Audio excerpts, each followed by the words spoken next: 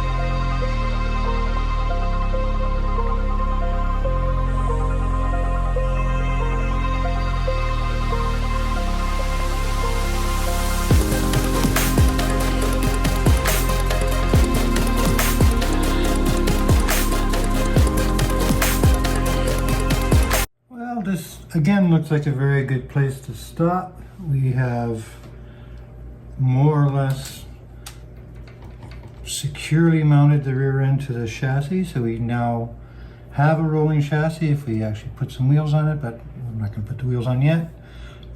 Starting to get some structure so we can build out the body work. That's going to be interesting. So far, my initial impressions halfway through the build they've changed a little bit. I'm more and more impressed by the ingenious way of how they put this thing together. Again, it is a challenging build, which is exactly what I wanted it to be. Was a challenge. I didn't want to like plunk and have it done. So with that, as I say, initial, would I buy another one? 100%. If you check out the Knifeless website, they make cars, they make locomotives, they have this sweet looking jet turbine. The quality is good.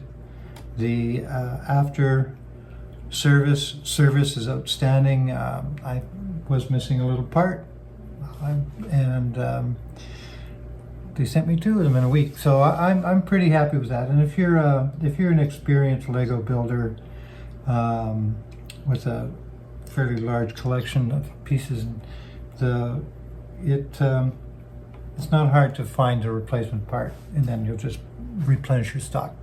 However, having said all of that, thank you guys so much for watching, and do really appreciate it. As always, a big thumbs up goes a long way, and we look forward to continuing the build with you. Take care, and we will catch you on the flip-flop.